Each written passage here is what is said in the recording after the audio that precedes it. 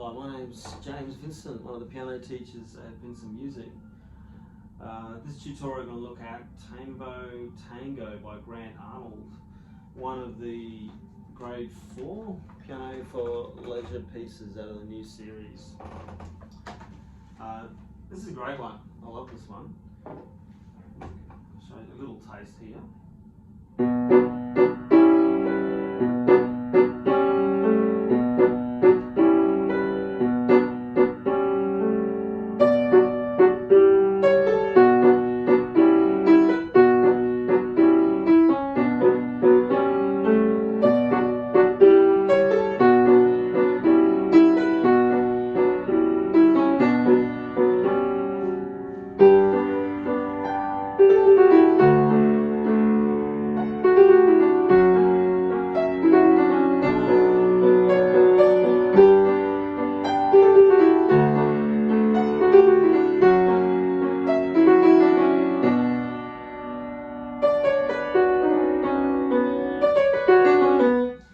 See, that's one of the more challenging parts of this little semi-quaver run at bar 20. It's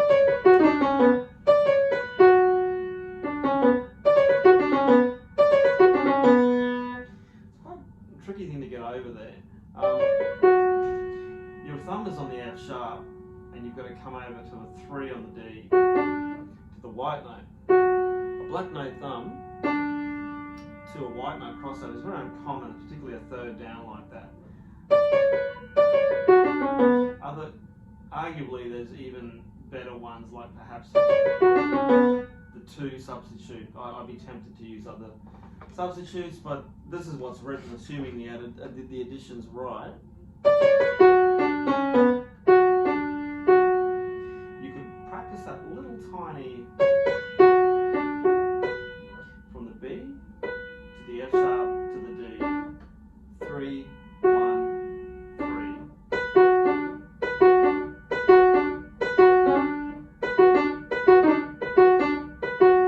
Practice getting that transition sorted before adding in your... As you can see, it's a very challenging turn there.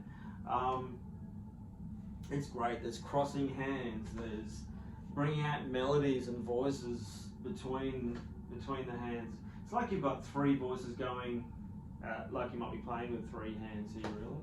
Not that we've got 3 hands, but you know what I mean. We're trying to bring this out. So there's some good advice here. Would be to say from bar 5, play the melody by itself. Now notice I'm not playing those other chords.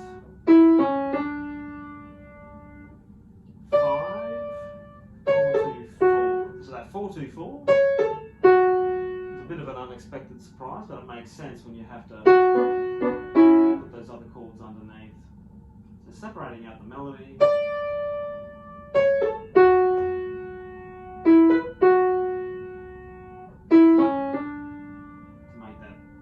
bring it out, then doing the bass.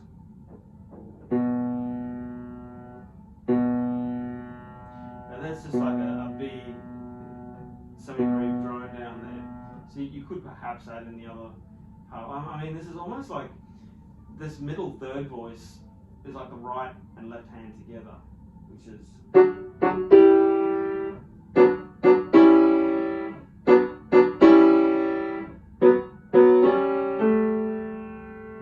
So practicing those 3 ways, rather than just your classic right and your classic left, put the hands together, I recommend breaking down to 3 distinct voices to then get the interplay right.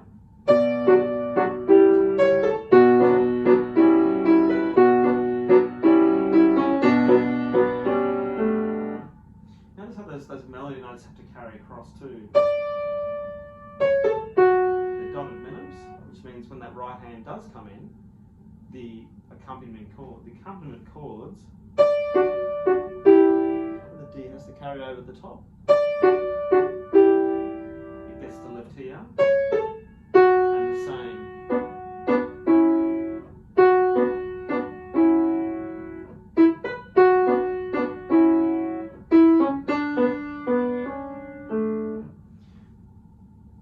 care needs to be taken to bring those notes across. Often, beginner students they just get the note and they don't worry about it. You get this sort of effect. You're just playing the first parts of every note, but you really need to get that whole sustained carry through there. Same with the left hand.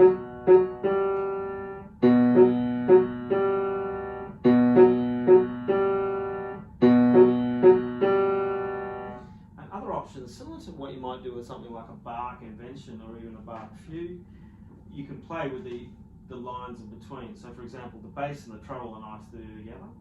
You get a nice kind of outer shell of the harmony.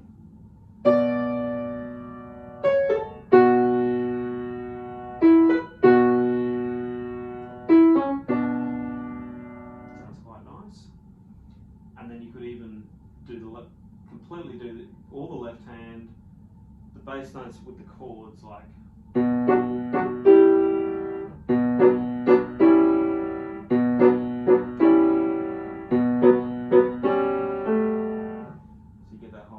By itself. Then you could try the melody with those middle harmony chords. My bad, let's try that again.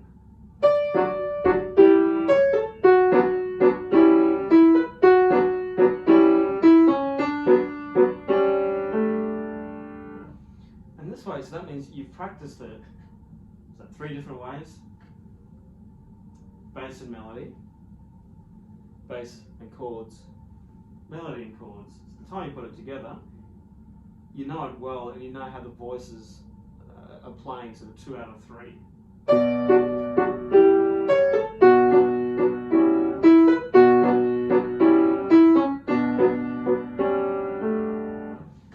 And so on. Look, it's a great piece for learning about bringing out voices. I guess another point with that is there's like a hierarchy of volumes or dynamics. Which is the loudest, which is the quietest? Now I go by this rule of thumb. So of course the melody you expect to be the loudest. And it's interesting because they write down here mezzo forte, medium loud. But what exactly is the medium loud? So I would exaggerate this a little bit further. And again, when you're just starting out with this, try and bring it out. I would exaggerate that top dynamic to almost forte.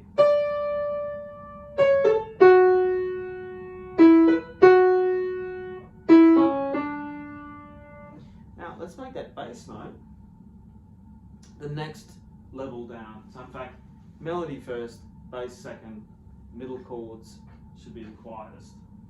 That's the way I'd argue the balance should be. So the left hand, let's make that the mezzo forte.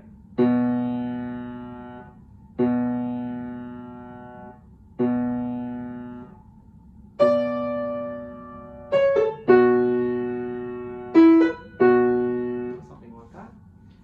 Let's make the middle chords getting mezzo piano. And again, you could take this down a further notch. You could say the bass is actually mezzo piano and the middle chords piano.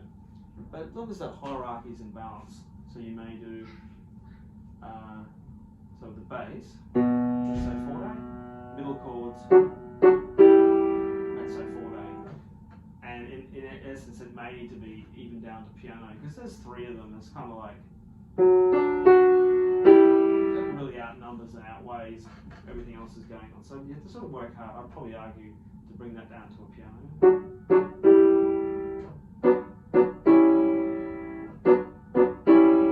Get that balance between the bass.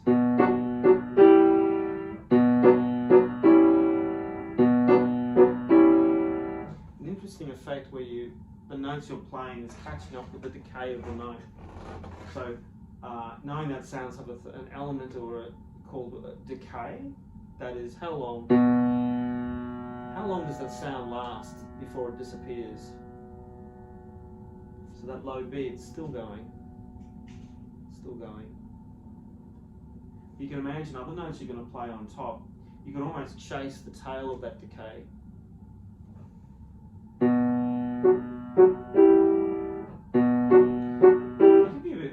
softer, because once that B is struck, it's already getting quieter, getting quieter. Just subtly here. And then you put that more stronger, strident melody on top.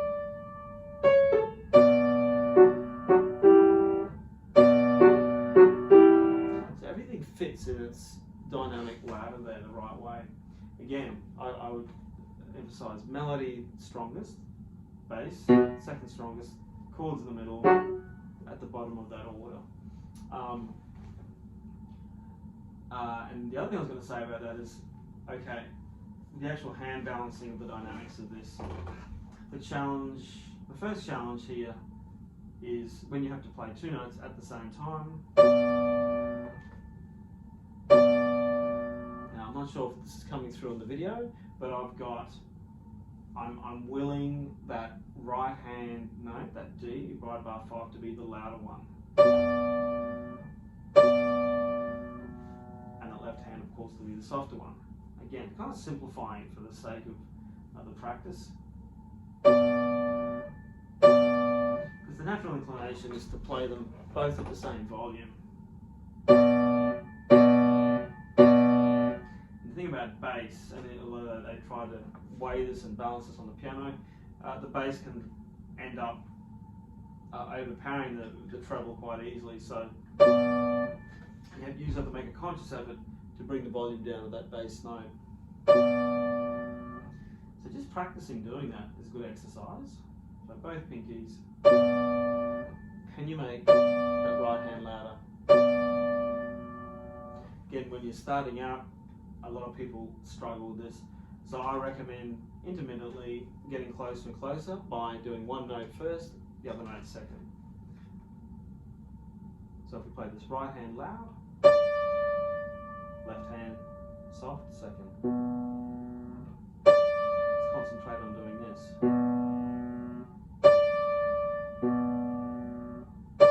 Slowly getting closer and closer together. Making sure that right hand is overlapping.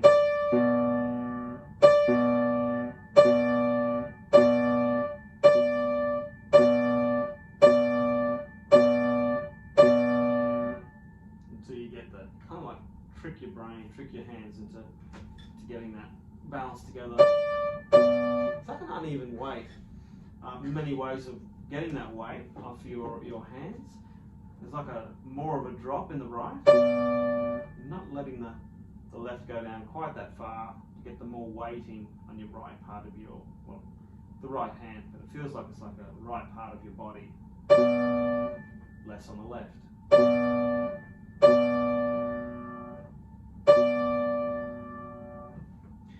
And yeah, and so other things you can do, of course you can use your finger strength to press down hard, give it a bit of hand. Most of the time, maybe with something like that, I'd be letting the weight drop down, particularly the forearm.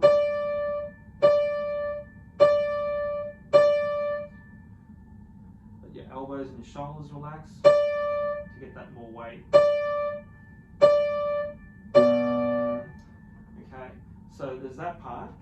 Now look, another part is at, say, bar 13, where we've really got to. This is hand stretching across.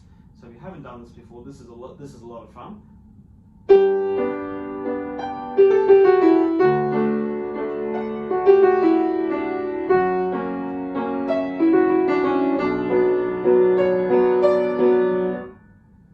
that left hand takes turn playing the bass and then playing that top note, and they're basically harmony notes they're doing. So again, let's separate out that left first.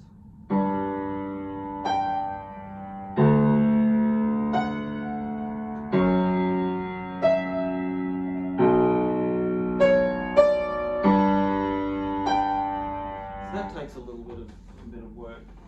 Again, you can use techniques like the preparing the finger to the key technique. So how fast can you get to that G from where you've just played it? G to that G. You want to get there as quickly as you can.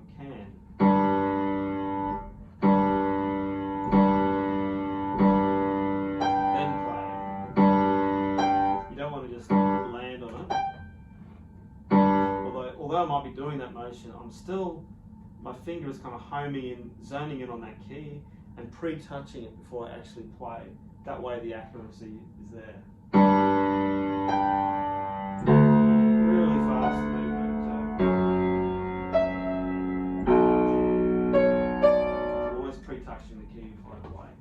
So that can take work. You may even want to take that to an eyes closed practice scenario to get it even more confident. I'm not sure if I can pull that off, but I'll give that a go.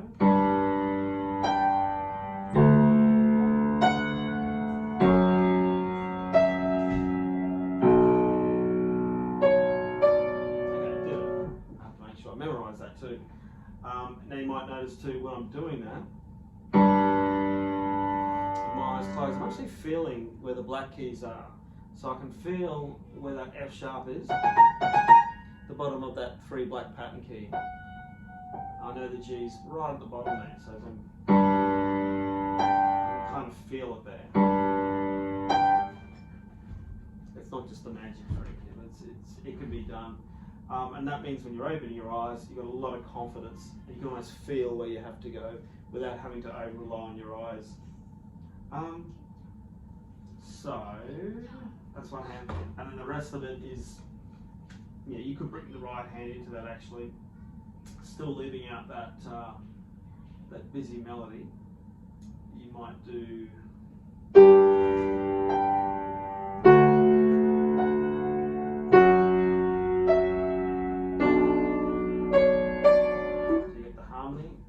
Show.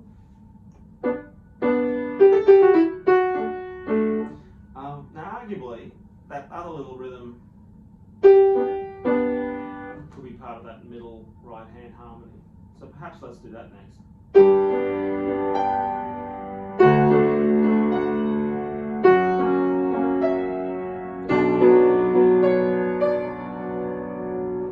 that little run, you can practice that by itself.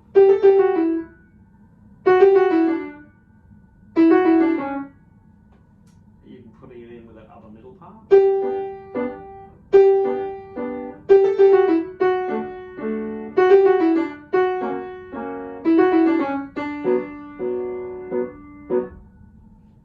It kind of feels like 2 separate things there, so I practice them that way. And again, you can do, you know, similarly what we did at bar 5, putting those layers back how you like. Yeah, Tango, yeah, it's a great fun piece. The key of the piece is B minor. What other things are here? I guess you've got those funny little L shapes, like you might see at bar 16. If you can see that there. Get these little sort of hook L shapes. Now that just means you're going to use the other hand to normal. There's ones above too, so that's why the ones above are coming down. That means to move your right hand up to do that.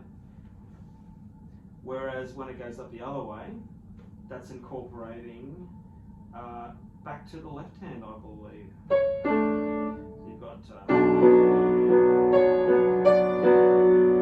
was trying to indicate what hand you were using at that particular section. Pedal is similarly, so using a similar pedal from bar 5, and of course you've got the rel at the end, second last bar, short for rallentando, which means gradually slowing down. Anyway, that wraps up my tutorial of learning Tango, and catch you next time.